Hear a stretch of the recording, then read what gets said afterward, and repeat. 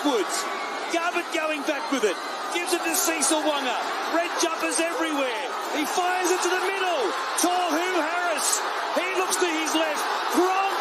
He goes to Hoffman. Hoffman. Tonamapia. Tonamapia. Pressure on Jared Haney. Takes it comfortably. Steps 1. Steps 2.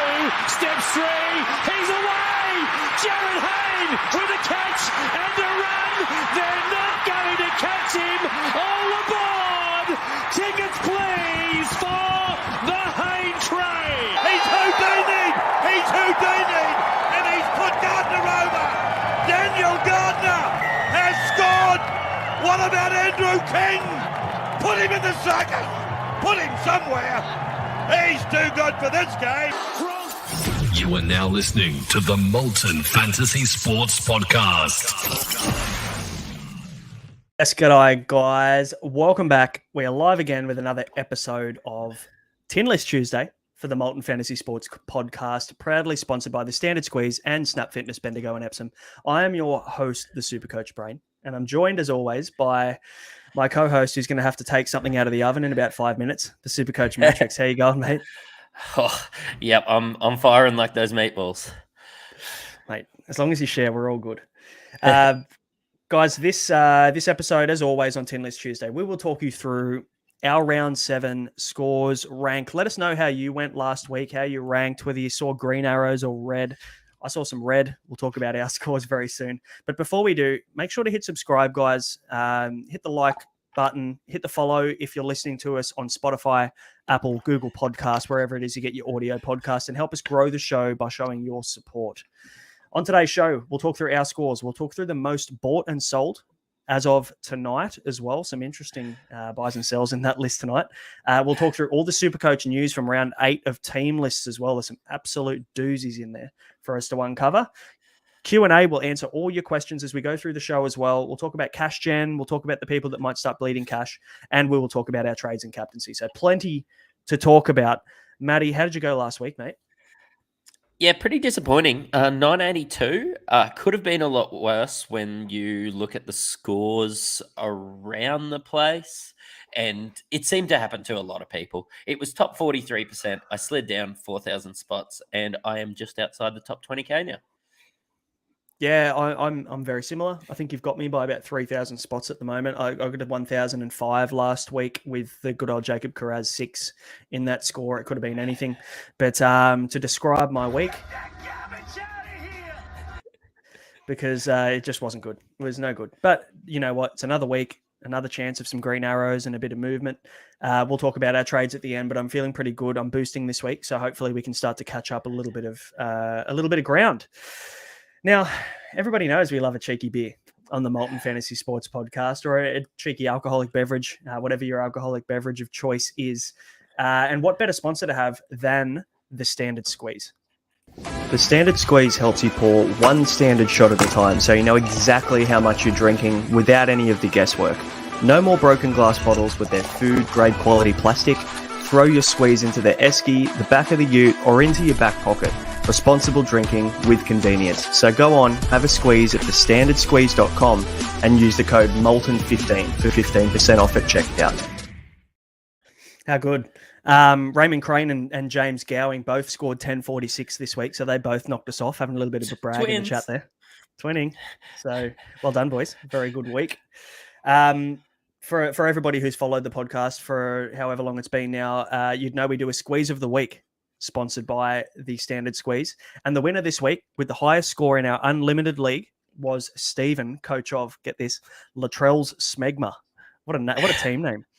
Scoring 1,199. Big week.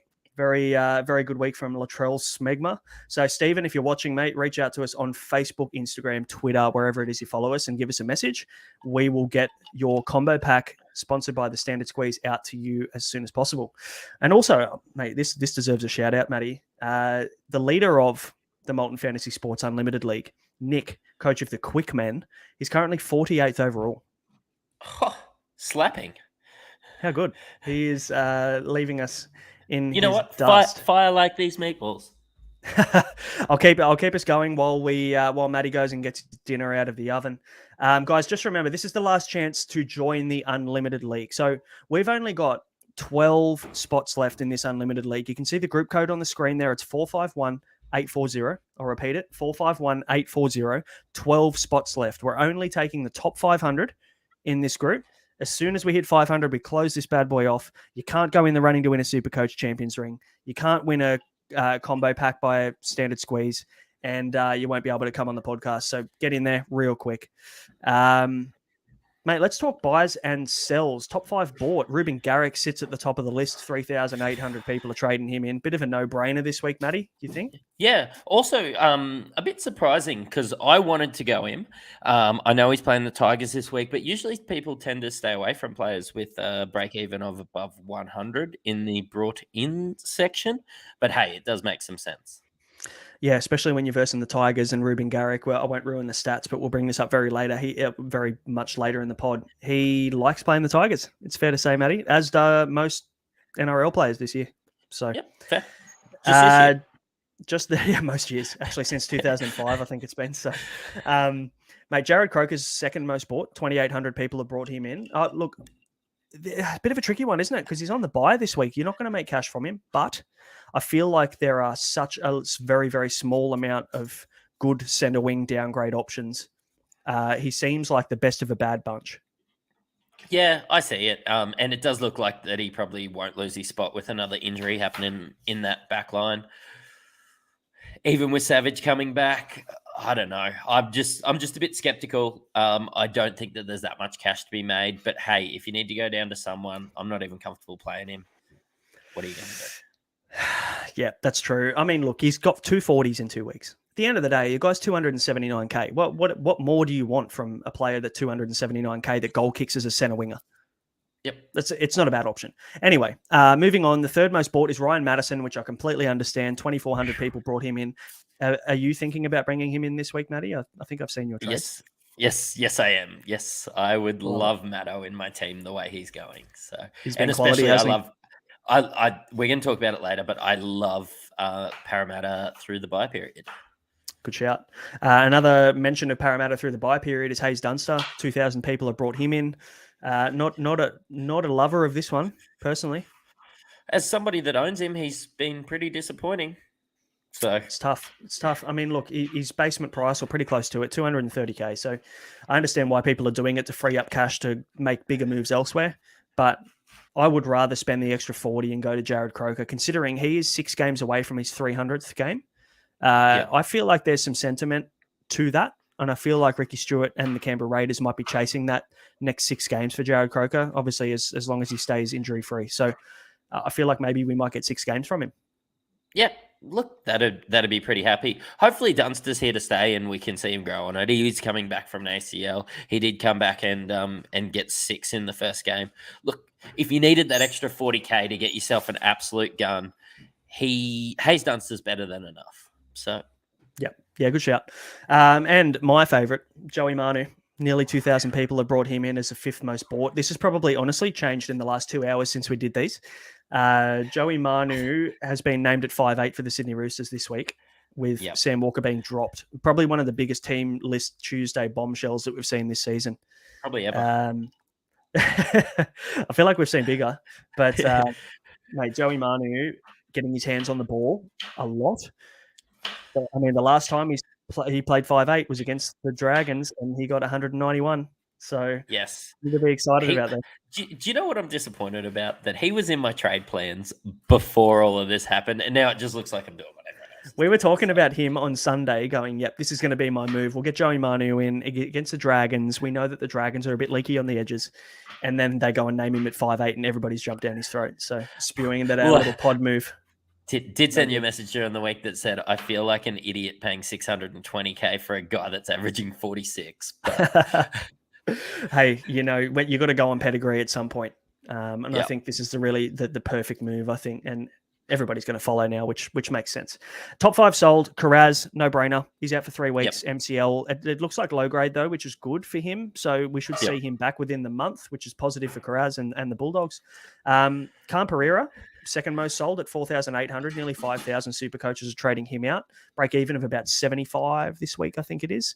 Thoughts on that? Yeah, he's probably topped out. I've got bigger issues than Cam Pereira sitting there.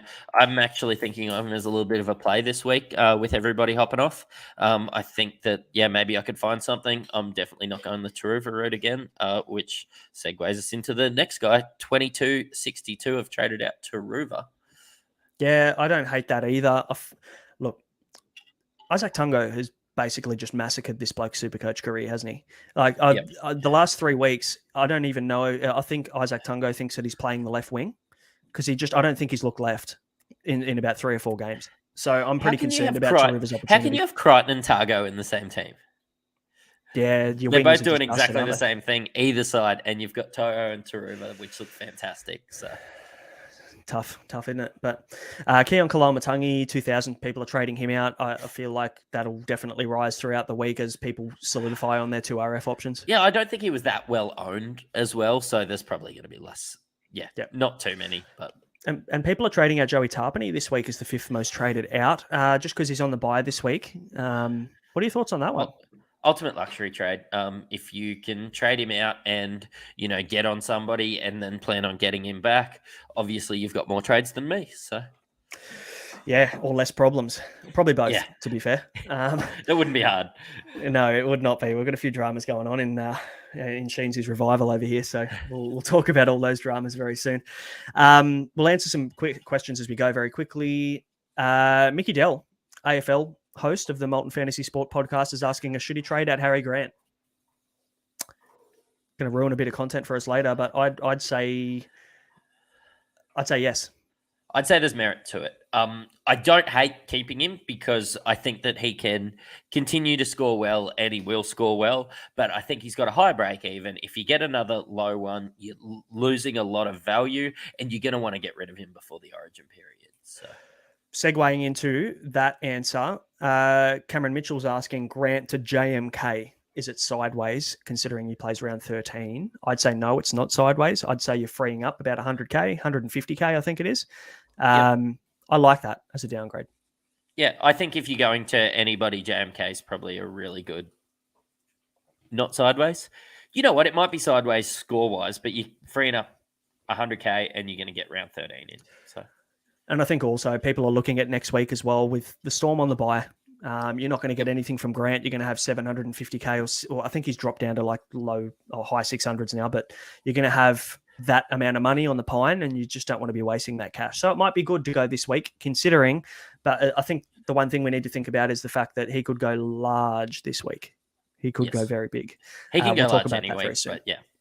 Yeah, definitely. I traded him last week. One of the very, very small amount of moves that I've made this year that actually worked. So, but then again, Reid Marnie got next to nothing as well. So bit of a stinker from him. But Mason Miller is asking, am I crazy for going Latrell to Teddy? Extremely tempted to pull the trigger. How funny. Have you ever seen in contrasting weeks where last week the most popular trade was probably Teddy to Latrell and now this week the most popular trade is Latrell to Teddy? No, I've never seen that.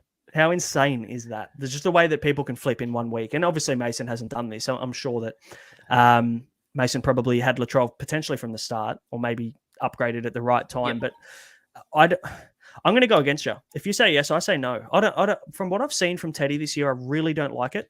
He's actually not playing as direct as he has in previous years. I feel like he's crabbing across the field a lot, which is why Joey Manu isn't getting the space that he normally would get in these last 3 games. I feel like, yes, Teddy might start to pick up his game a little bit leading into Origin, knowing he needs to step up. But with Origin coming up and with the fact that he's just been kind of looking a little bit ordinary, I don't know whether I like it. I feel like Latrell's on fire. You just ride the wave. Yeah. And I suppose with moving on to anybody in this period, you probably want to make sure they're not playing Origin. It's probably why I haven't gone a Haas or someone like that. If you're moving Latrell to go to Teddy, then yes, you might really need that 200K, but surely you can downgrade a Preston or a Hopgood or someone like that instead of this. Yeah, there's got to be other options. Latrell is on fire. He's got to break even of -17 or something. The bloke's 820K.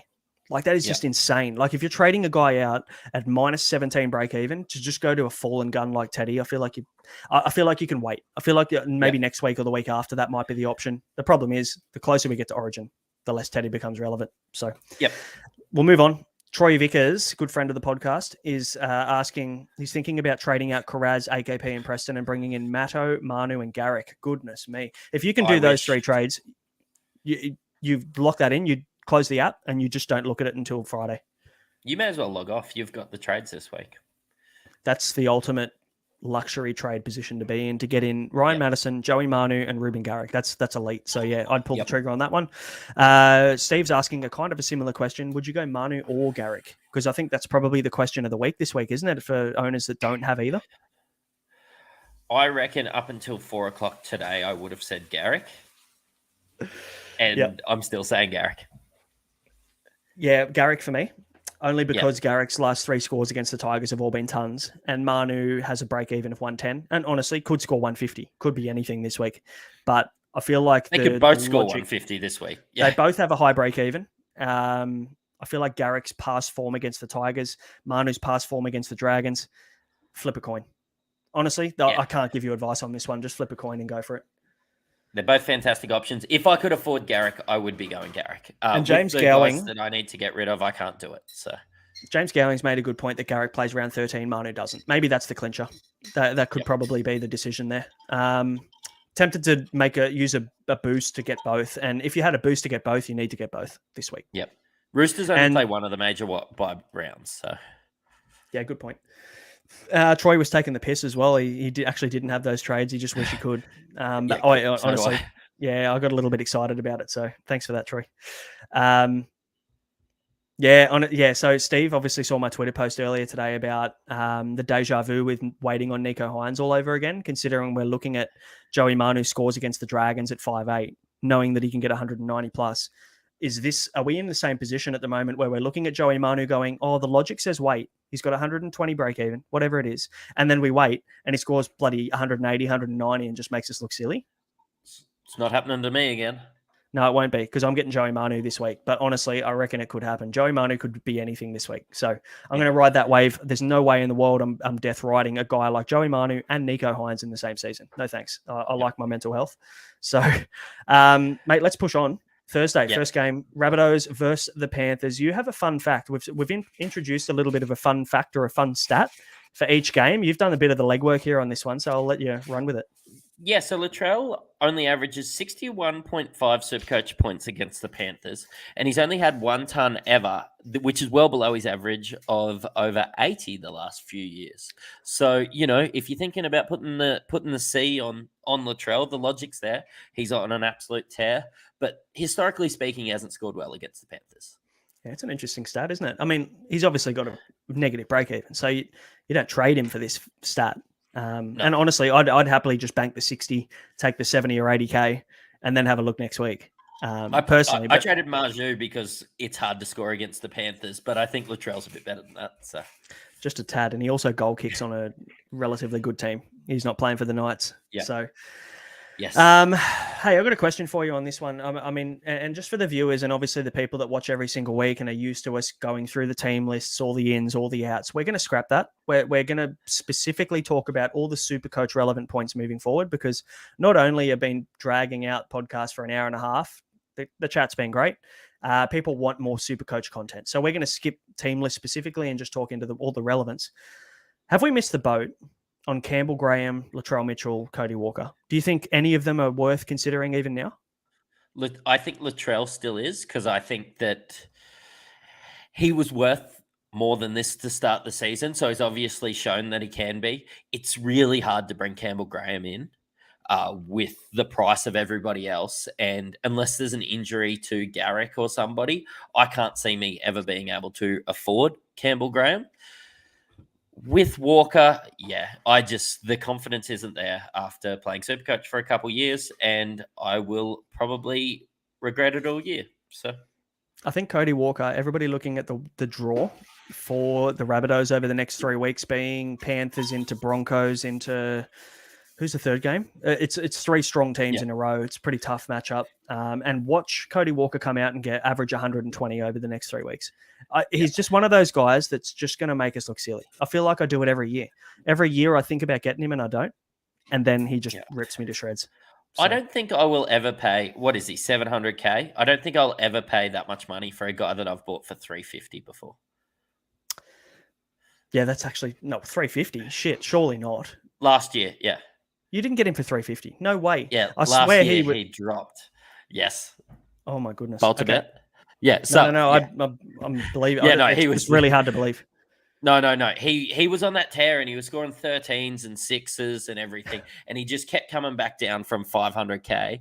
And he was. I think I got on him at 380, but I think he bottomed out at 346. Jesus. So Robbie Starr, I'm on board with you, mate. Walker goes 30, 30, 30 the next 3 rounds. I would be a very happy non-owner if that happened, mate. Mate. Bring it to life. Hey, another question for you, Rabbitohs based. Jacob Host or Harm Saleh? Jacob Host. Reason? He's negative break even. Yeah.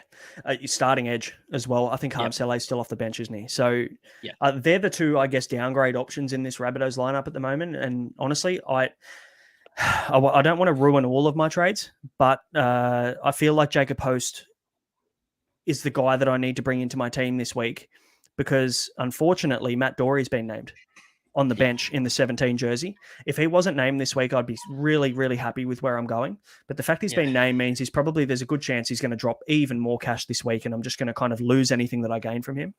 Well, yeah, he was sort of struggling to score 40 with an 80-minute edge roll, and he could be playing 25 minutes. So less, I'd say.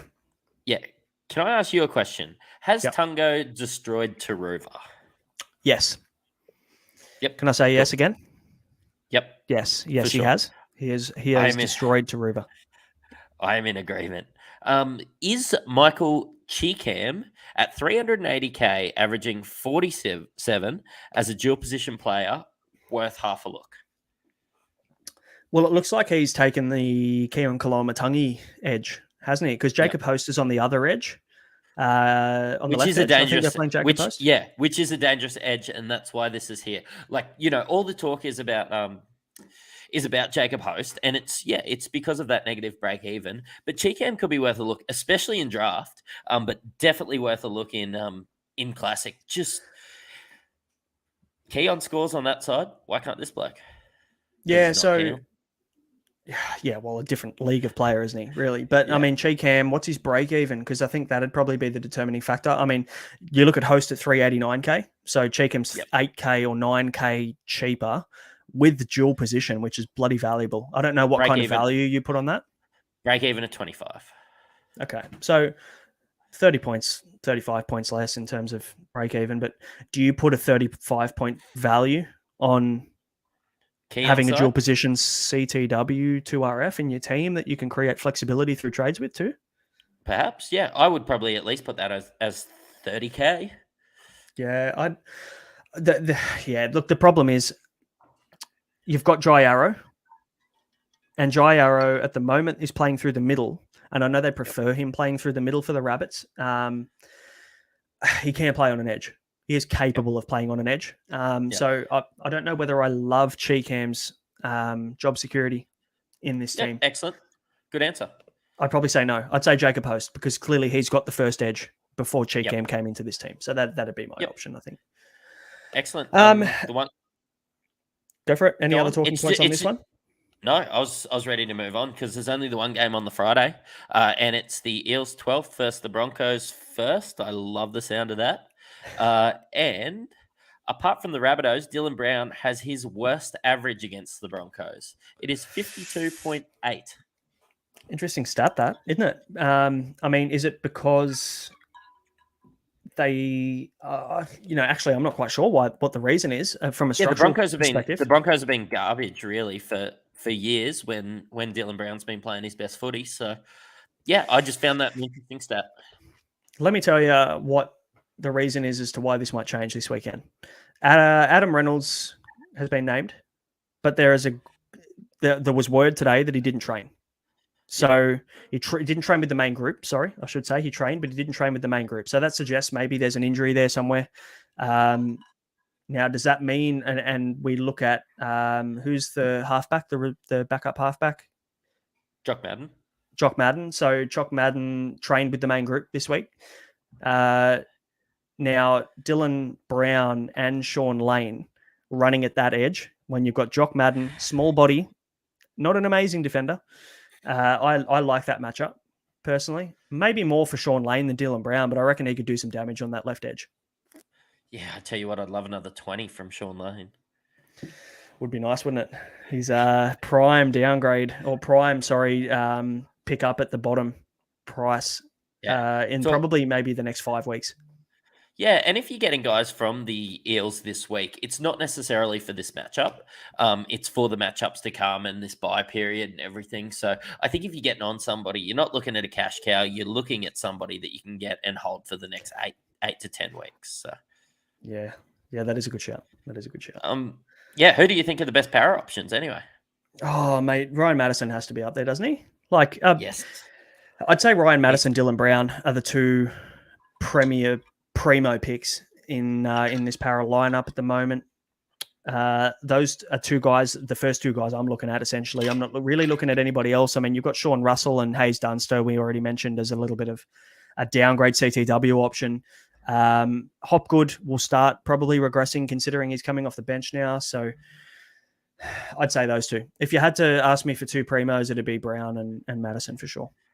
Yeah, I like it. And then obviously we add Sean Lane in when he's bottomed out. I'd say those are the three. Sean Lane is a big target, but yeah, we're all just waiting for him to bottom out, aren't we? And realistically, Sean Lane could bottom out maybe in the next 4 or 5 weeks before Origin hits. We're in round 8 now, so he's got 4 to 5 weeks before we could potentially look at him. And imagine, what's his break even this week? 120. So imagine if he scores a 50 or a 40 this week and then goes on to start maybe averaging 50 or 60, 70, whatever. He could bottom out at 500K. Oh, I love that. And he could be a straight swap for a guy like a Jacob Preston or one of those mid-rangers like Hosking or something like that. So I love that if I could just go from a Hosking straight across to a Sean Lane. Does Sean Lane playing a lot better affect Maddo? I don't think so. I don't think it affects Maddo. They like playing Maddo through the middle, or I don't see them loving playing him through an edge. I think they only had to do that last week because Josh Hodgson was out. They had to rely on hands playing 80. So they started Madison on the edge and then Cartwright came back on and the rotation went. Madison came back through the middle of the field. I think Hopgood played some prop last week, correct me if I'm wrong, or Ryan Madison played prop. One of them did. So yeah, I think it was Maddo. Even better. So you know how versatile he is. I feel like they'll just play maximum minutes wherever they can fit him in on the field because they know they're a better team with him on it. So does he play Origin? Because I reckon there's a bloody good chance he does. It'd have to be close. Yeah, I think he comes off the bench in Origin. And does that mean then now do we consider him? Is he somebody now that we don't look at? Because, I mean, it's tricky, isn't it? I mean, even so round 13, which we're picking these Parramatta players for, and 16 and 19, would be when the players are in Origin camp. Yeah, look, I think I can't make these really big decisions banking on Freddie making the right decision. He didn't play Nico Hines last year. Yeah, that's true. That is a good point. He's made some shockers. Yeah. Fair call. Yeah, that's a fair call. He didn't pick Adokar when, he was just because he went to the Bulldogs and, it was somebody that he was going through. Didn't pick Gerbo to start. Look, I'm not banking on him making the right decision. I'll make the right decision for my team and then, adjust and hit panic stations later if it's not. Very cool. Dunster versus Sean Russell. Thoughts? Pick one. No. Neither? Is that an no. option? Yeah. No, I'm not going to pick one because I don't think either of them are very good options right now. They scored 30 last week, and these guys were both very ordinary. If you're scoring 30, and especially if we're looking to add, somebody this week, the Broncos are the number one team. I wouldn't be looking at either of these guys. Good shout.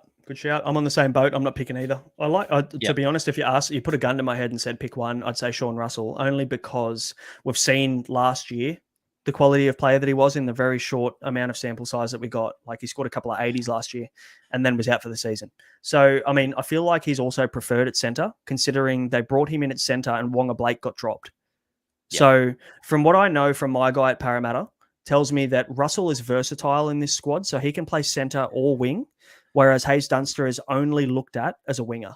So I feel like the job security side of things, I think Russell has his spot longer than Dunster has in this team, especially with Bailey Simonson. We need to remember this week has been named on the extended bench.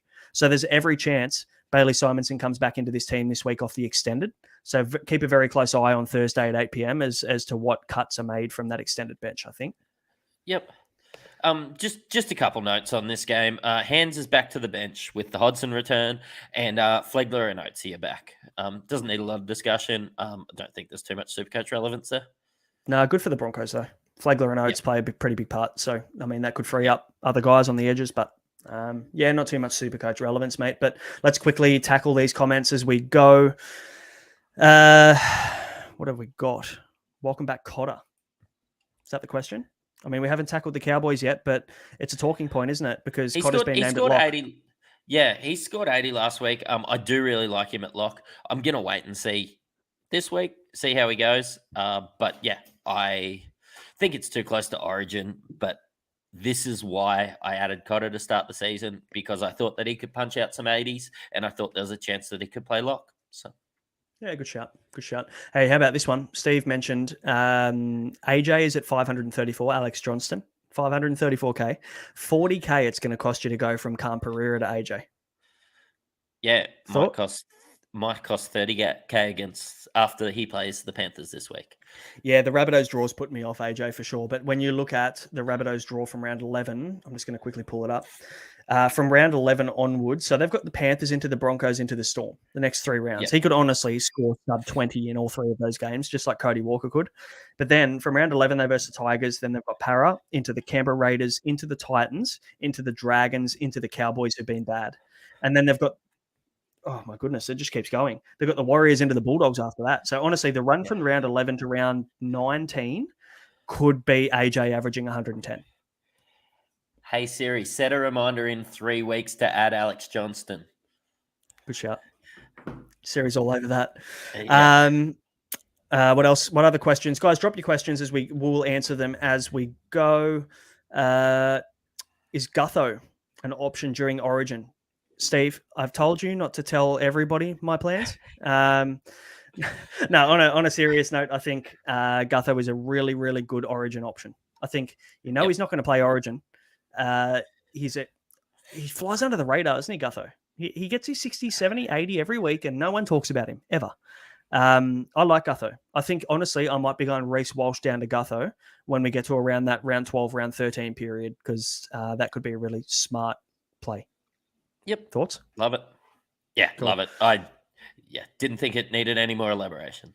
Beautiful. So Robbie Starr says Russell with the gun to his head as to Russell or Dunster. So 2v1, Matty, we win. Potato.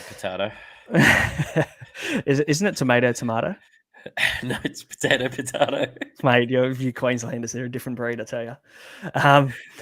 So Steve has mentioned that Freddie picked Talakai over Whiten for the decider, and that pretty much sums up Freddie's decision-making, which I completely agree with as well. Robbie has also mentioned if Walsh stands up and leads the team to a win without Adam Reynolds, he probably becomes more attractive as a long-term prospect. I mean, he's already 800K. My only concern is that he plays Origin. Yeah. I still think they're going to back Kalen Ponga, who's back this week. I still feel like they're going to back him at fullback because they won the series last year. I don't see why you need to fix it if it isn't broken. The culture there's good. Queensland, clearly, as a New South Welshman, I'm a little bit jealous because it comes across as if Queenslanders love to play Origin and care about Origin much more than New South Welshmen do. It's hard to argue against, really, isn't it? Like, I feel like they will not change this team unless they absolutely have to. But anyway, that's a talking point for a few weeks' time, I think. Yep. Mate, Saturday, 5:30. Schedule's a bit weird this week, isn't it? With Anzac Day Tuesday, we've got a couple of games on Tuesday, so all the games are a little bit spread out. Yeah, I always really like watching a game on a Saturday, and we've got two on Saturday, 2 on Sunday, and then 2 on Tuesday. Yeah, right. But straight up, we've got the Bulldogs 15th versus the Sharks 6th.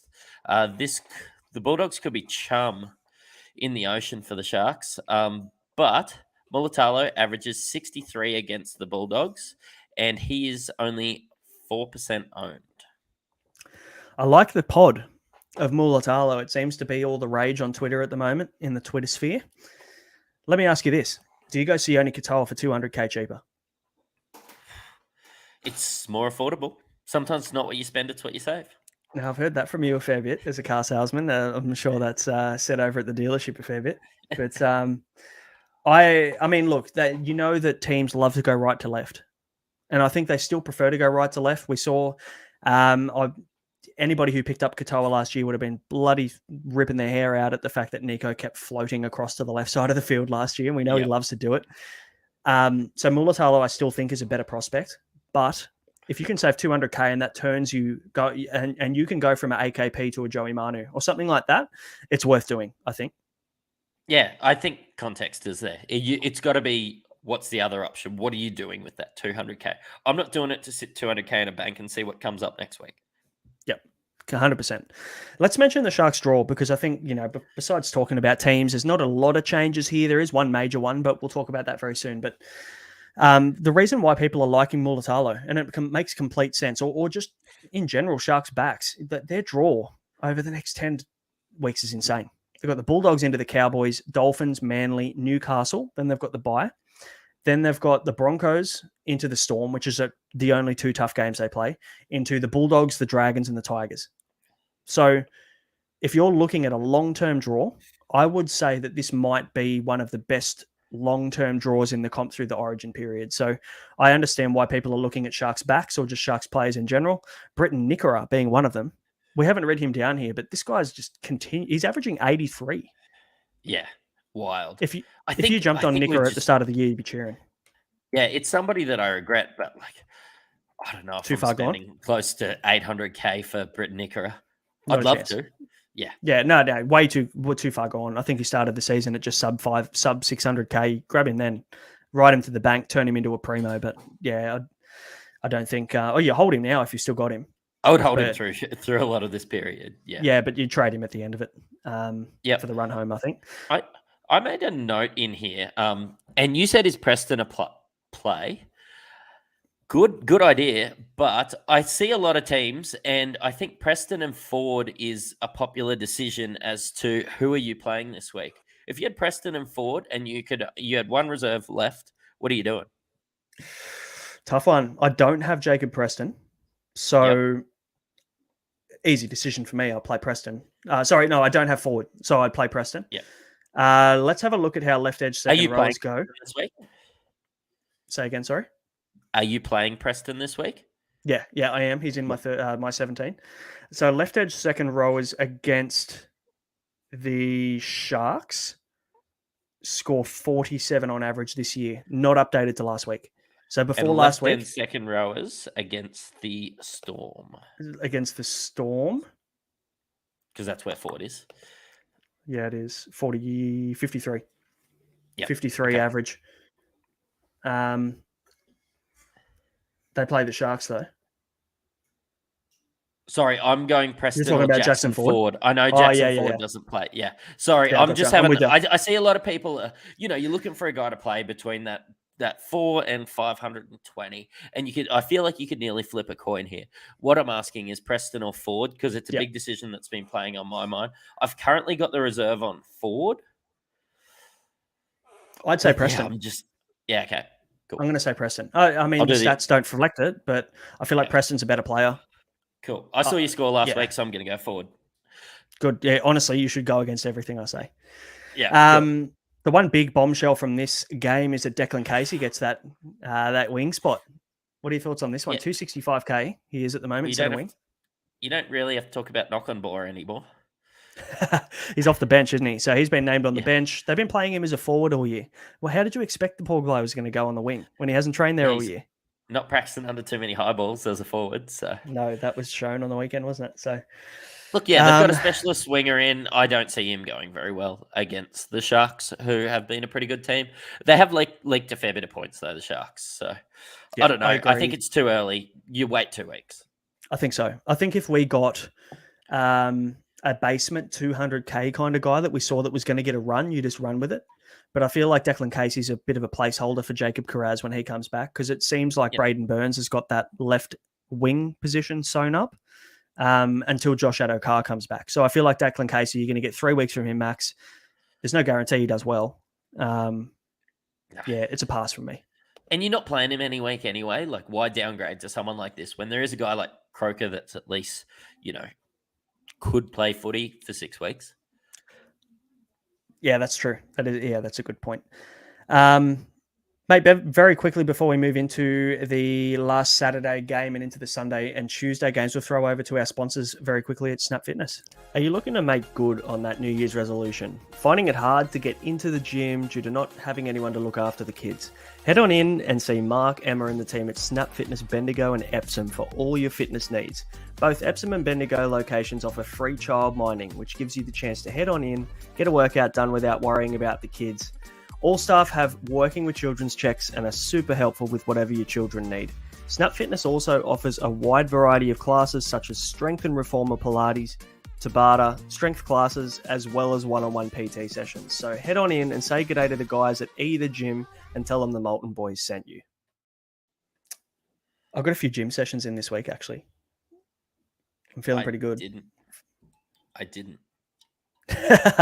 As he, for anybody listening to us on Spotify or Apple or Google, Matty just took a swig from his standard squeeze 4-in-1. So fair call, mate. Saturday 7:30, Cowboys versus the Knights. Now, you've got a very interesting stat here that you would like to share. Yeah, I'm not sure who to credit with this one, but no team has ever won a premiership that has let Phoenix Crossland score a try against them. So, lock in Phoenix Crossland scoring again, because the Cowboys are not winning a premiership this year. The fact that the Cowboys are 16th is insane. I mean, all the predictions about the Cowboys were they were going to be a top 4 team again this year. And the fall from grace has been probably one of the biggest sophomore second-year syndromes I've ever seen in the NRL. Insane. Anyway, but I mean, people aren't here to... I can't wait for this golden draw. It's going to be great, isn't it? And the golden draw will kick in when their hard run comes up, and they'll just decimate teams like the Penrith Panthers and the Storm. Mate, Jake Granville, everyone was frothing about Jake Granville over the last couple of days since the news about, unfortunately, Jason Taumalolo is going to miss about 6 weeks with I think it's a meniscus tear and an arthroscopic knee clean out. So he'll miss some time. Jake Granville, hooker, 252K -8 break even, has been named on the bench. Now, people were hoping that he was going to be named at lock. Cod has been named at lock. Now, is Jake Granville, so you've given the no try? Yeah. Yep. No try. He's on report. Yeah, not a chance. Cool. We move on to actually a pretty big talking topic, and one that actually is very close to my heart, because I have Kalen Ponga in my draft at the moment. He's been sitting on the bench, and I left him there just praying that he would be back very, very soon. He is back this week. Now, this has more than just Ponga implications. I feel like it's great to see Ponga back, but does this help Greg Marju? Because I'd argue, and Lockie Miller, because I'd argue it helps them both. It could. Lachlan Miller might not be involved in as much playmaking, though. And can Greg Marju have got much better? He was averaging 104 till last week. What are you expecting him to average 120 in the next 3 weeks? Can I say yes? Not a chance. Hey, I mean, look, Greg Marju gets his work done through tackle breaks and all of those kind of power evasive stats. So, yeah, I mean, look, he might continue that kind of run. I think I was worried about Greg Marju maybe fading off without Ponga, but I feel like maybe now that's going to be a little bolstered a little bit longer with Ponga in the team. Yep. Yeah, look, and I really like it. I do like it for Marju, but I'm not sure I can just see him going any better. Yeah. Mate, hey, if he doesn't go better and he averages 90 for the rest of the year, I'd be stoked, because that'll basically end you with he'll be the center wing one for the season. Yeah. So no complaints from me. Hey, fun fact, left wingers against the North Queensland Cowboys averaged 67 this season. So Marju could be in for a big game against the Cows. And not Supercoach related, most teams score average about 67 against the Cowboys this year. So Good shot. Good shot. we're there. I can't argue that. Can't argue it. Hey, you mentioned Phoenix Crossland is the other talking point in this team that is looking like a really juicy downgrade option for a lot of those guys that were looking for another half or a 5'8" option. Now, you're not getting him in the halfback position, are you? Because you've got Nico and Cleary. You can't really have anybody else in that position right now. But let me ask you, is he a 5'8" consideration now with a 2 break even? Would you, if you have Isaiah Katoa in your team and you had luxury trades available and you didn't have any other problems to fix this week, would you go sideways from Katoa over to Phoenix Crossland? Ultimate luxury trades, but I would prefer Crossland than Katoa. I'm just not sure it's worth a trade at this point.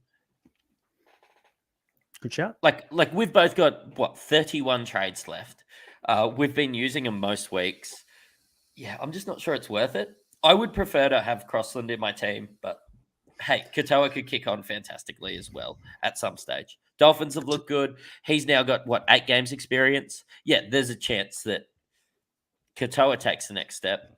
Crossland's, Katoa scored 39 last week and did next to not much, really. I watched him very closely because I had to play him last week. So I'm taking 40 from a guy that is costing 300K. That's what I'm taking. So I'll just leave him there. I think you're right. Mate, Sunday, 2 p.m, Dolphins, Titans. Now, I come up with this fun fact. Gold Coast Titans have actually lost their last 6 games against teams from Queensland, which, again, makes sense considering the Gold Coast Titans were the worst team in Queensland when you compare them to the Broncos and the Cowboys last year. So that makes complete sense. During the regular season, Titans have never lost to the Dolphins. Is anyone? Oh, yeah, well, whoever. Nope. Yeah. Yeah. Good stat. Yeah, I'm here. Left wingers. So another fun fact for you. I do like these positional stats. I feel like they're pretty relevant because it shows where the strengths and weaknesses are for not only the defensive structures of teams, but also the attacking structures. So left wingers only averaged 40 against the Dolphins this year. So does that mean that Khan Pereira is in for a tough game? Does that determine whether you play him this week or not? Well, I hadn't looked at this stat, and he's currently in my team. So we've got this question a little bit later. I know you've already put it in, but which centre wing cheapie are you picking then? So you've got Khan Pereira, Warbrick, Taruva, Dunster, Russell. You can't play Croker because he's on the bye. Like, who are you picking as that guy this week? So I'm a guy that chases upside. I think we both are. Right now, it's Khan Pereira. Yep. You feel like Khan Pereira has a bigger upside than Warbrick? Yeah, and he probably has a lower floor, but let's keep in mind that Khan Pereira scored 4 against him in the trial too. So, yeah, yep, fair call. Let me tell you this: Warbrick average, so right wingers against the Warriors average 56 per game, and we just spoke about the fact Khan Pereira left wingers against who are the Titans playing again? Dolphins average 40, left wingers against whoever the Panthers are playing, the Rabbitohs average 38. So Taruva's not the play this week either. And Dunster, so right wingers, wherever Para are playing, I'll try and find it, against the Broncos are averaging 45. So at the moment, based on the numbers and based on the points that are being leaked per position against each team, Warbrick is the play by about 10 points this week. Yep. Excellent. I'm going to go Khan Pereira then. Perfect. Do it. No, I can just feel it in my ball sack. So yeah, in your waters. Yeah, exactly. Hey, another question for you, because it's a really popular one, and people are starting to talk about Harry Grant, right? So I thought we'd probably jump to the Dolphins hooker, Jeremy Marshall-King, who started to come into a little bit of what we'd say some good Supercoach form and some good footy form in general. Do you feel like Grant down to JMK would be a good play this week, knowing that Grant has the bye next week and then has Origin coming up? Yeah, so I do really like that. But also I'm going to have a little disclaimer on it, is I don't really like a Reid Marnie or a Robson. I think those sort of guys sideways to JMK. But I think if you're downgrading or upgrading in that case, I think JMK is the play. So I don't think it's worth it. Like, if you've got one of those other mid-tier guys that have been performing maybe every second week, getting 40s when they're not performing. I don't think they've done enough to waste a trade to go to JMK. I'm not even sure JMK has really done enough to show that he can do it at a consistent level. But I think if you're looking for the informed guy out of these mid-tier guys, I think you go in JMK. If you go on Sonny Luke up because you freed up some cash, or you go on Harry Grant down, Damien Cook down, across, I don't even know where he's at the moment. Yeah, I'm going JMK. For sure. Here's the pick. Reid Marnie isn't performing. You've mentioned the other guys. He's got a 3-round average of 71.3 with only one score under 53 all season. So you know what you're going to get from JMK. He's looking good. He's coming into his own as a footy player. And Wayne Bennett hasn't broken him as a hooker, which is probably the first time ever Wayne Bennett hasn't broken a hooker in his career. And I'm talking about the one that play football. Yeah, cool. Exactly. There's plenty of them in Newcastle. Mate, the last thing I want to mention here is that Brimson's in the reserves. He's on the extended bench this week. So there is every chance Brimson comes back a week early. And Jaden Campbell, I was going to say Preston Campbell then for a second. Jaden Campbell's back to the bench this week. And if you were going to some wild pod, just retract that one. If you're looking at adding Jaden Campbell in draft, also retract that one, because if Brimson's fit, he'll be playing fullback. Yep, good shout. Sunday, 4 p.m, the Tigers, who stink and coming last, they're versing the Sea Eagles, who are coming fourth. Honestly, this could be a bloodbath. And as a Tigers supporter, I might even go to this game, Sunday, 4 p.m. It's at Campbelltown, which is about 10 minutes from my house. So I might wander down and watch this game, and I might even throw the cheeky C armband onto Tommy Turbo and just go to the game and just enjoy myself. Yep. Yeah, that's fair. Here's your fun fact that you added. Every team coming off the bye this year has won the following match, except the Panthers. And I'd just like to let you know, and soon to be the Tigers. Yeah, I feel like you grab the low-hanging fruit every single week. You're just attacking the Tigers. Yes, we stink. We're no good, mate. We know. We're not good. I don't know whether you're trying to offend me or not, but it's not working. It's not working. Taking some low shots. But hey, no, I agree. I agree with you. I think that whenever we're looking at matchups every single week, we're looking at who's playing the Tigers, aren't we? Because we've just been bad defensively. And I don't know whether it's going to get any better because Team Sheens has played musical chairs yet again with this lineup. Jareem Bula has been named to debut at fullback. And is this a Supercoach option? Play.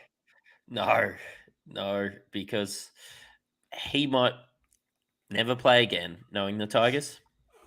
We've got so many I've got 3 fullbacks in the lineup at the moment. We've got Dane Laurie coming in the 14 jersey. We've got Charlie Staines on the wing, and we've got Bula named at fullback. Like, I understand what they're trying to do, trying to blood him in. They've said, and Sheens came out openly in the offseason and said, we will be playing a young squad this year. And I understand why they're doing it, but I don't know whether playing a guy that played 3 games in New South Wales Cup so far this year is the answer. I feel like you're setting him up to fail. He could be a really quality player. So, in all seriousness, the Tigers were pretty good last time they played. I thought they showed a lot of fight, and I really enjoyed the game. Are they just throwing in the towel? They're trying to blood this guy? Yeah, I think we're just tanking for the draft pick in 2024, I think. Yeah. When was the draft again? The NRL draft for 2024? When was that one? Yeah, no, it's a week after the Tigers play their last game, which is never into final footy. Shame, isn't it? But no, look, I'm from a team perspective, Buller named at fullback. Good luck to him. I really hope he does well. I just hope we're not setting him up to fail there. Also, this bench makes no sense. They've got Tommy Talau and Dane Laurie on the bench. You've got a centre and a fullback on the bench. I'm not quite sure what they're doing there. That'll change for sure. A guy that we've been waiting to play for about what seems like an eternity now, Josh Schuster, gets named at 5'8", with a -11 break even. Take a drink from that one because that's a celebratory drink. He seemed to have what was a quad cork that turned into God knows what that had 3 weeks out. So it's nice to see him back in the team. What a time to come back in the team against the worst defensive team in the comp. Yeah, he's had this one circled in his calendar for about 3 years, which is how long he's been injured for. Look, I said the minute that Schuster plays his 3rd game, I'm going to get him in my team, and I'm fading him because I just have no confidence in Do the you not fella have anymore. Schuster? No, I don't. Why Oh, shit. would I? Okay. I've Has had he- him for 3 weeks. I got has he him as a played this year? downgrade instead of Jackson Ford. Yeah, he played 2 games. So this is his Yeah. third money-making game. But I had him, and I got him in after that first game, just thinking he actually freed up a lot of cash for me to make some other moves elsewhere and get that 4th gun center wing. So I'm happy with the pick. I knew he'd play eventually. -11 break even. Honestly, it could be anything against the Tigers. He could come out and get 70 or 80 this weekend. Yeah, I went Jackson Ford instead of him, which I'm still happy with the option because I'd be comfortable playing Ford. Actually, I'd probably be comfortable playing Schuster this week. What am I talking about? Hey, maybe I need to relook at my trade plans. I'm definitely not boosting for Schuster, but yeah, you should probably have him in your team. Very quickly, Junior Tupou, -24 break even, 35 in base in a bad team. I mean, I understand the reason why people aren't really looking at him. He's on a bad team. He's on a team that potentially could get starved of the ball. They could play some pretty poor footy. We've seen from the Tigers, they're not really competitive this year. But the break even and the base is actually not bad, really considering. What are your thoughts? How much is he? 430K. Yeah, I think that's too high to go on a Tigers player. I think it could be a really good pod, and I think that I'd be a lot more interested at 300K. But for 430K, yeah, I'm not touching a Tigers player. If he was Tommy Talau price at 310, I'd be all over him. Yep. But yeah, 430 is a bit steep, but I still like the option. I think he's one of the shining lights for the Tigers this year. Let me ask you this. If you had to choose between, last question for this game, Ruben Garrick, Tom Trbojevic as your captain for this weekend, who are you picking? Take a deep breath Garrick, before you because he answer goal this one. kicks, because that's 20 points, for 30 points, 40 points. I was gonna say 20s. Yeah, very shallow. I'd be going 40 plus, considering Manly could put 50 on Tigers. So Ruben Garrick, his last 3 games against the Tigers, has gone 121, 113, 105. So I think Garrick and Turbo would be really good VC options. I know the timing isn't really good this week, but I'd be a lot more keen to put a VC, even against the Tigers, with these 2 blokes, because they have been so up and down this year. Yeah, I'd be nervous to put the C. No, I'm doing C Turbo this week. Yep. I'm going VC Nico, C Turbo, because I feel like Turbo maybe is a little bit of a safer play against a bad team, considering he's going to get his hands on the ball a lot more than Garrick will. And also, a fun fact, left wingers have only averaged 38 against the Tigers this season. Yeah, Who would have thought? That's a really weird stat, because the problem is the ball never gets there. They just shred the edges. I think we've just let so many points into on both edges that the ball just never gets to the winger. So whether that be that the wingers are crashing, or actually they're not crashing and they're sticking on their wing and they're opening up crash plays for your second row forwards, I don't know what it is, but I'd say that'd be it. Let's move on to the big talking point of the weekend, the biggest, because I'm guessing this is the reason why people are listening to podcasts this week, is because they want to know, for the Roosters versus the Dragons, do you jump on Joey Manu at 110 break even? No, not Sloan. I mean, hey, he's a talking point on here. So we'll get there. I know that he's been a guy you've wanted all season, and you really love Sloan. But how about Joey Manu at 5'8"? Yeah, look, I was adding him at centre this week. Me too. I really like Joey Manu. Look, he's averaged a lot of points. The Dragons have been better than expected. But yeah, at 5'8", he has an amazing average. And the Roosters are showing some faith in him. They're saying, look, Sam Walker, you're not getting it done. I'm more worried about Sam Walker being dropped than I am Joey Manu playing at 5'8". Yeah, I'm baffled. I'm still baffled at this. That makes no sense to me why they've gone and dropped their probably next big thing in terms of their future at the Roosters. The guy's 21 years old. He's already played like 3.5 seasons of NRL at 21 years old. The guy's a gun. He's a goal kicker. He's the future of this club. And you've dropped him. And look, I understand the reason you bring in Manu. You want more touches for Manu. I get it. I don't know whether dropping Walker is the problem. I feel like your defense is the problem, if anything, not your offense. Yeah. Anyway, they're doing it, and it creates a great opportunity for Joey Manu at 620K with his upside. Let's remember he was above 800K to start the year. This is about the point that I wanted to be looking at Joey Manu anyway. Mhm. I know they only play one of the major bye rounds, but, Teddy hasn't been that great. He did play, that whole big series for Australia. He might not be playing too many games after Origin. He might be rested around that period. He might get injured. We know how, I suppose, physically taxing the Origin period is for these players. He's had a big off season, and Joey Manu could find himself at fullback, and now he could find himself at 5'8". Oh, I'm salivating. Yeah, it's nice. It's nice to look at, isn't it? So, Joey Manu, get him in this week. The 4 games that he's played at 5'8", he's averaged 101.75 with scores of 82, 37, 97, 191. And that last one was against the Dragons the last time he played them. You got to get him in. Just get him in. Just enjoy it. So why are neither of us talking about captaining him?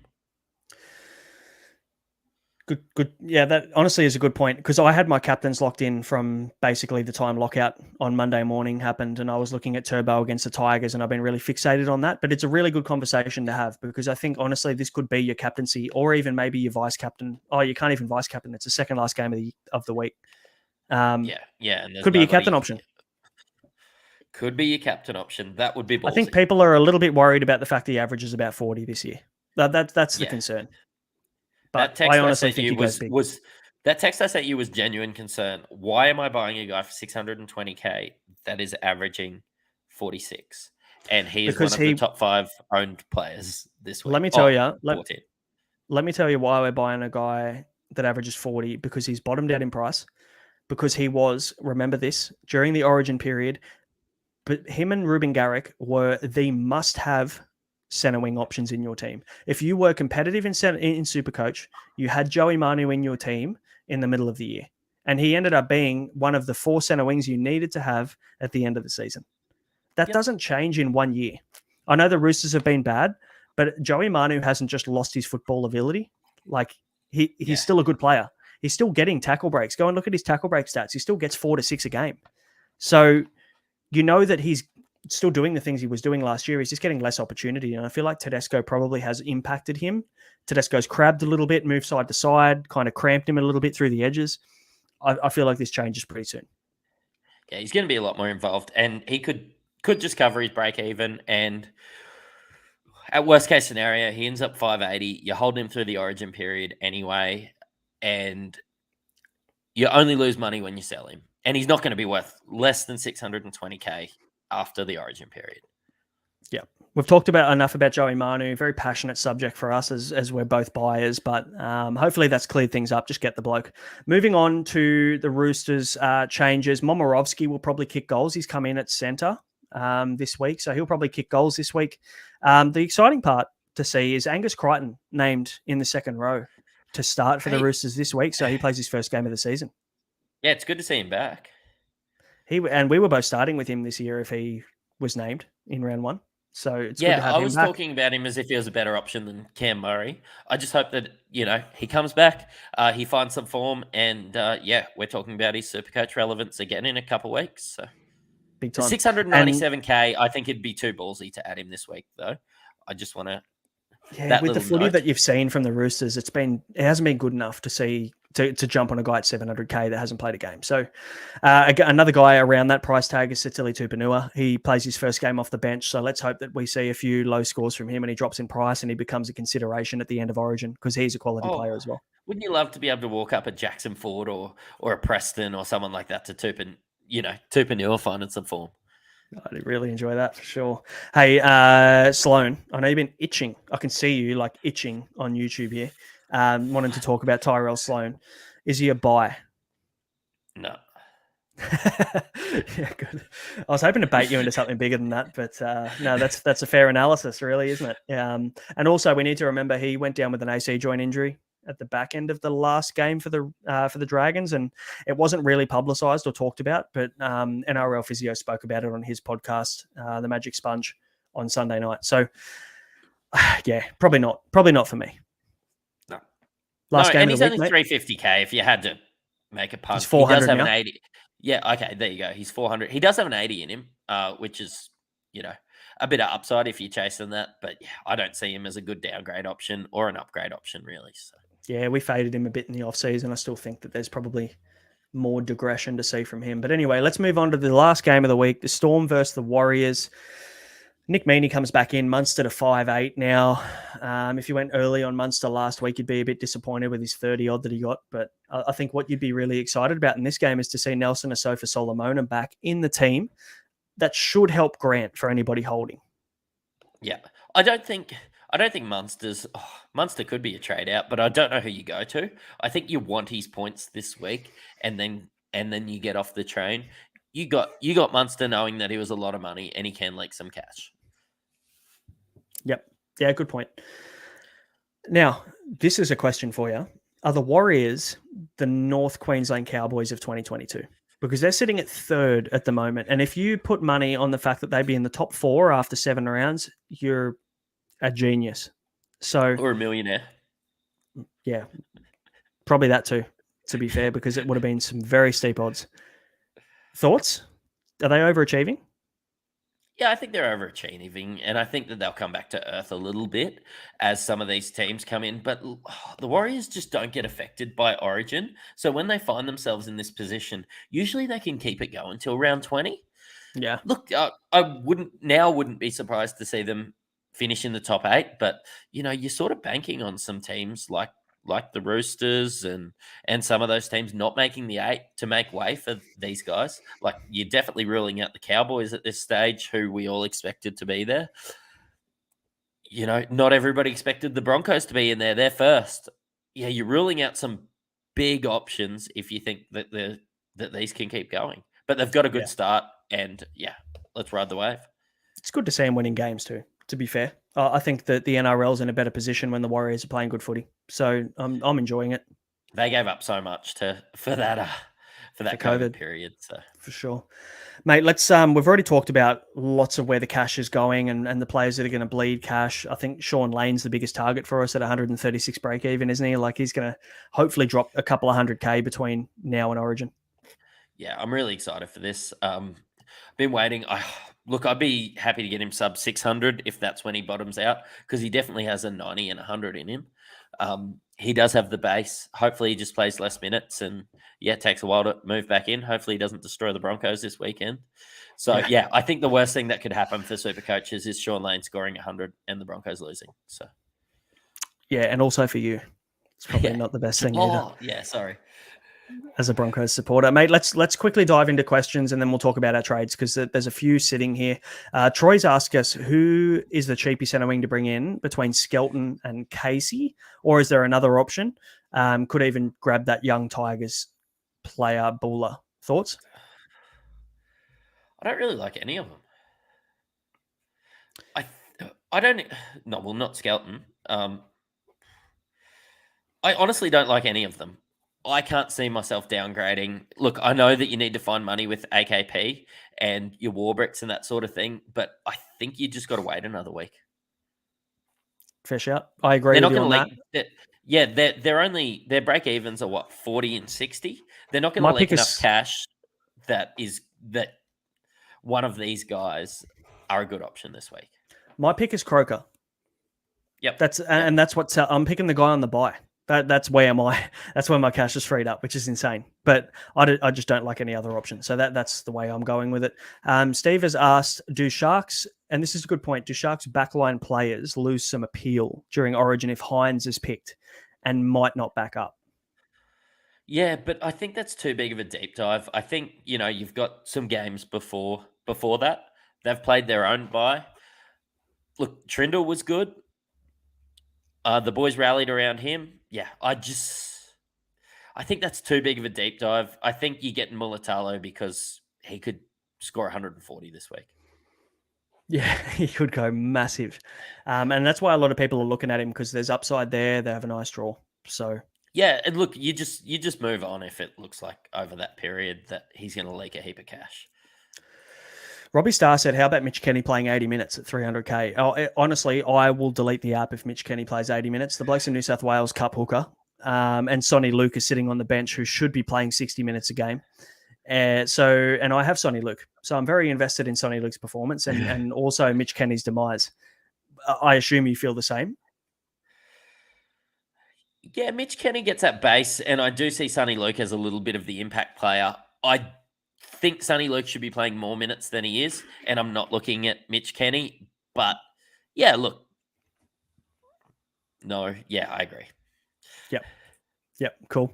Is Schuster a play this week, Troy's asking? I'd say yes. Well, I was thinking it during the pod. It wasn't on my radar because I sort of forgot about him. But that's why we do the pod, and that's why the listeners are in. I would be playing Schuster if he's in my lineup. Good shout. Steve asks, who is the best captaincy option this week? We may as well talk about captains now before we talk about trades. Hines versus the depleted Dogs, Turbo and Garrick versus the Tigers, or Manu versus the Dragons. What's the direction you're going with captain this week? So right now, I have the VC on either Walsh or Brown. I've floated between them. When I saw Reynolds was out, Brown running at Jock Madden, his first game in Broncos colours. Yeah, I thought that Brown could go really large, and I really want the captain on Nico. Now I'm sort of starting to think that I could VC Nico and captain Joey Manu, because I'd actually made those notes before team lists come out. I was adding Manu, but he wasn't a captaincy option. Yeah, you're making me think now, because I've got VC on Hines and C on Turbo at the moment. Oh man, Manu is very, very tempting to be able to throw that C on this week. Oh, it could be genius. Because, look, some people will bring him in, but he's still going to be sub 10% owned. So it's going to be a genius captaincy move. A lot of people will be going obvious.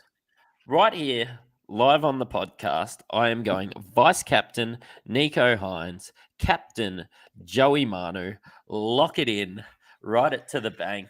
Yeah, let's go top 1%, baby. I'm very excited about that. Damo asks who kicks now for the Roosters. It's going to be Paul Momirovski this week, based on what I've looked at in the team. Someone suggested Teddy most likely kicks. Have you ever seen Teddy kick a goal? No. I don't remember. It did just feel really awkward. Like, you know how Teddy, when he runs, he ducks into everything? Can you imagine if he goes for a conversion kick and he ducks into it? I could see Teddy doing that. You know those people that when they bowl and they've got the little skip around because in the backyard they were running around the post? As he lines up for the kick, he's just going to do a little duck. Goodness me. Yeah. Okay, could be just habit. Selman asks... It is. Yeah, we put a lot of research into that. Selman asks, projected score of 1356. Should I consider Manu? Yes, because predicted scores mean nothing. It's basically a guess as to based on what Supercoach you've seen in the past. That's how they think the player is going to go. I wouldn't be looking at your projected basing trades on it. I'd be looking at what your best team is. So, yeah, it's always nice to see a good projected because, you've made some really good decisions throughout the week. But yeah, they really mean nothing. That's not what we're getting Manu. We're not getting Manu for his 46. I'll tell you that for free.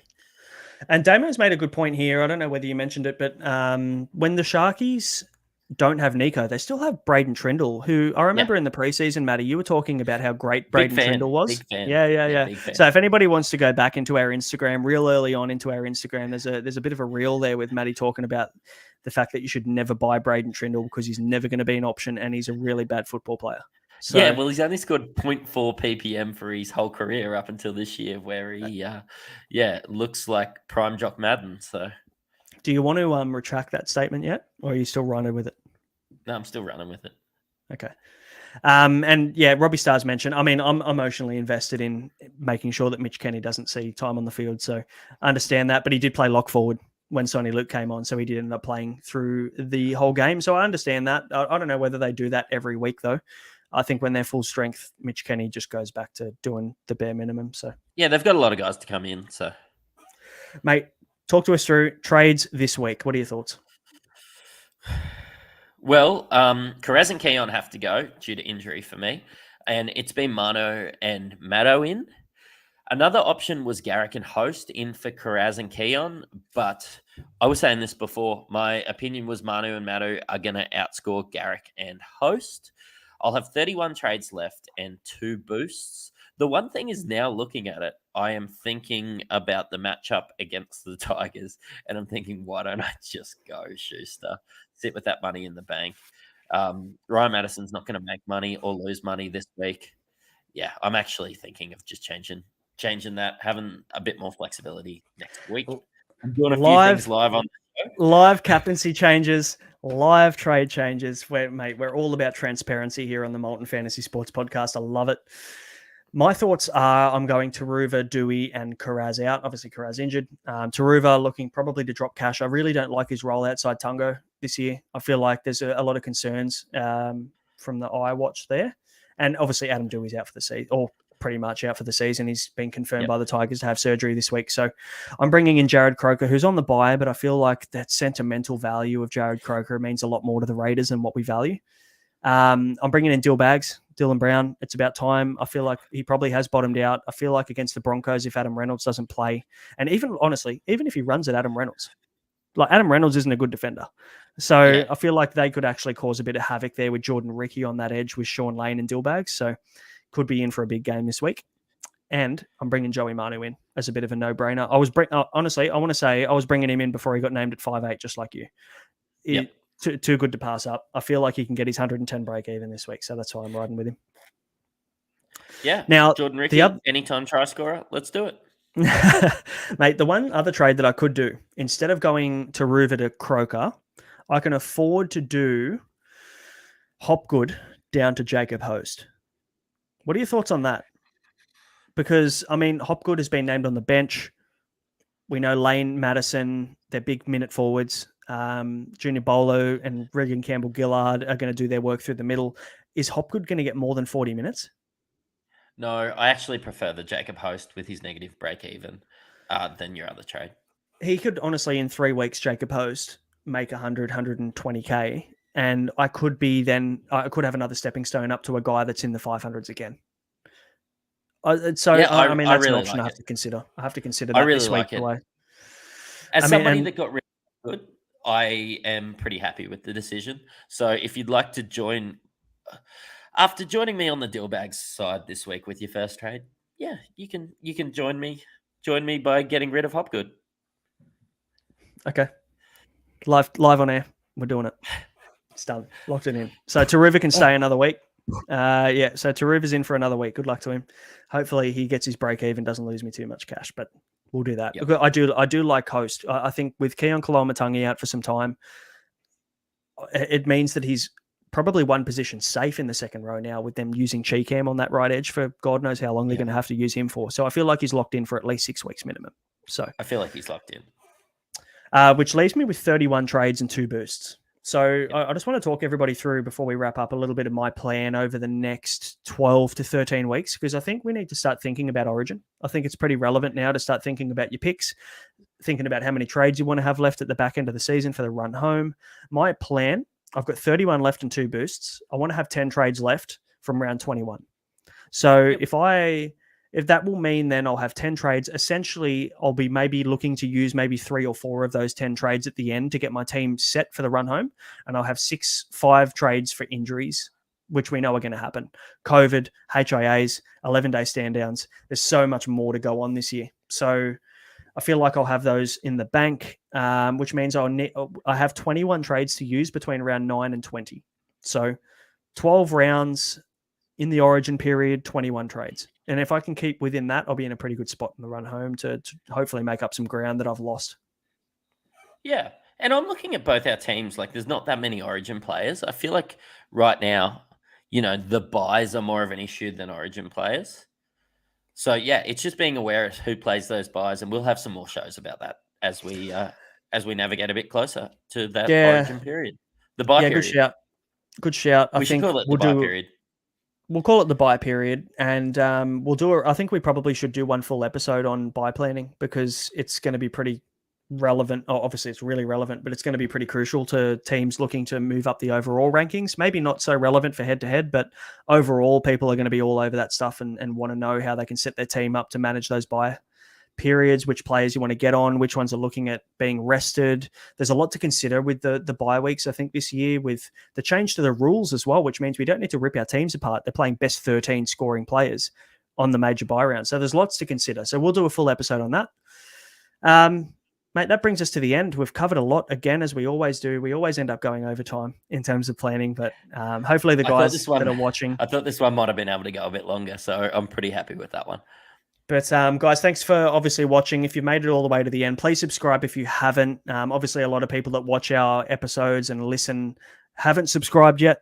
So please hit the subscribe, hit the like. It's the only way we can reach more people to grow the podcast. And obviously, we really appreciate everybody's support, everybody hopping on live, all the comments, all the questions. Definitely makes this all worthwhile. So thank you, guys. We will not be back until probably Tuesday night, Matty, I think, because obviously Anzac Day Tuesday. Public holiday, how good. So we'll do a bit of a Tuesday wrap up, I think, next week. Yeah, it'd be a bit silly to do it earlier with 2 games to come. I'm just wondering when they're going to name team lists. But anyway, we'll stay posted. We'll be watching the NRL site. And we'll be chatting about any trade talk, any injuries and everything on our Twitter.